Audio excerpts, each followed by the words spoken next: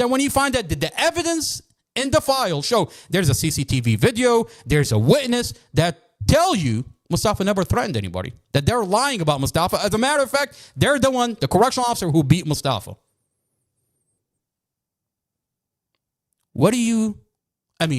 Judge Carol Weimer is letting this prosecutor say whatever she wants without evidence and revoke Mustafa's bond? Interesting. Having the file is so powerful because I literally have the CCTV video inside the jail. I have the witness. The conversation is Judge Carol Weimer impartial in the Mustafa Aljazairy case? The evidence show he's not. He's allowing and he's covering for a police department, allowing a prosecutor to lie for 2.5 years. The evidence in the Mustafa Aljazairy show that Judge Carol Weimer has not been impartial in this case. Shows the moments before his car crashed into oncoming traffic, killing. Look at what Julie Carey is doing here. She takes a portion of the dash camera at 36:21 and then jumps to 36:42 and then jumps back to 35:45 and then jumps to 36:45. I mean, if I were to do that, you would tell me you're editing this dash camera. Why is Julie Carey editing the dash camera? Why is she not releasing the full dash camera to the community? And then when you find out why, they're telling you that Mustafa and Dorothy are arguing inside the vehicle, but they're literally passing a cigarette 6 times. Why is Julie Carey not telling us that? Why is Julie Carey not telling us that the Commonwealth Attorney is lying to us? I mean, this is a dash camera. Let's continue watching what she's talking about, and then we'll go into the full dash camera. This is some of the dash cam video the prosecution played for the judge to try to convince. Watch the number at the top left corner, and these are the timestamps that Julie Carey is literally editing out of the dash camera. Him to keep Mustafa Aljazairy behind bars. It shows the moments before his car crashed into oncoming traffic, killing his girlfriend, Dorothy Fontaine, and her 5-year-old daughter. There is no audio, but prosecutors say the couple's facial expressions indicated they were arguing, continuing a fight that began earlier in the day over a former boyfriend. Then, as the car reaches an intersection, it veers left into oncoming traffic. Prosecutors saying Aljazairy did it intentionally. Why is Julie Carey not telling us why the dash camera stops there before impact? I mean, hold on now. I've never seen a dash camera that cuts off before impact.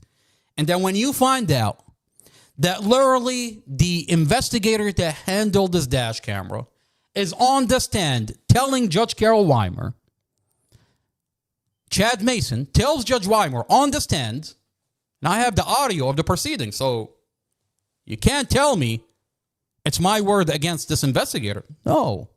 Chad Mason gets on the stand, and he said, I took the SD card, plugged it into my laptop. I did not follow the chain of custody. Chain of custody is when you're handling evidence. He violated department policy, didn't follow to the chain of custody when he's handling the most important and crucial piece of evidence, the SD card, the dash camera. He plugged it into his laptop, and today we have a dash camera that stops before impact. 17 frames are missing from inside the vehicle. What am I talking about? Let's go to the dash camera. Let's count the frames together. This dash camera records in 1-minute increments, and in Mustafa Aljazairy file, there is 2 files. One file for the camera facing outward, for the lens facing outward, and one file for the lens facing inward. This is one dash camera. This is a very sophisticated quality dash camera. It's a Rexon dash camera. I mean, their office is just around the corner out of Pennsylvania. We're here in Virginia. And this is a well-known brand. It's one dash camera that sees the outside and sees the inside. Why is it that I have a file facing outward, the lens that's facing outward, at 8.3, 8 minutes and 3 seconds? The file for the lens that's facing inward is at 8.0.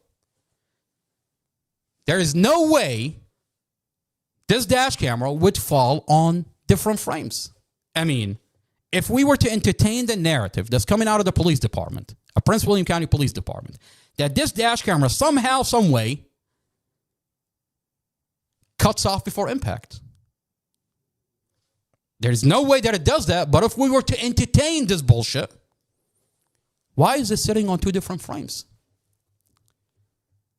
There are when you count the frames, there are 17 frames missing from the the lens facing inward.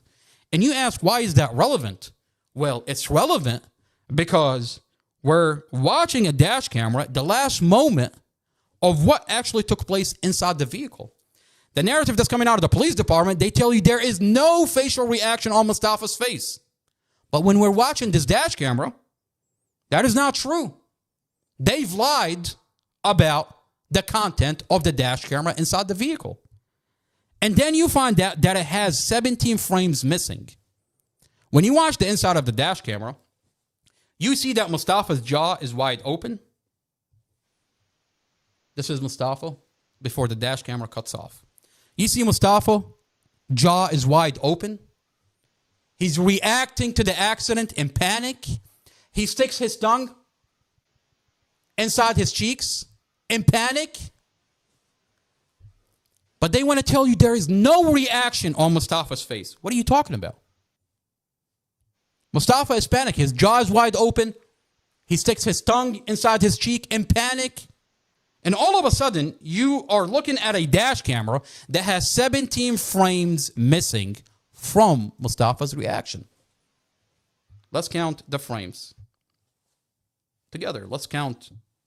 You want to tell me that Chad Mason, who got on the stand, who told Judge Carol Weimer, I took the SD card and I plugged it into my laptop. Yes, I violated department policy. Yes, I did not follow the chain of custody. Did not edit this dash camera? There is no way that it would sit on two different frames unless someone manually cut this dash camera. Let's count this dash camera together.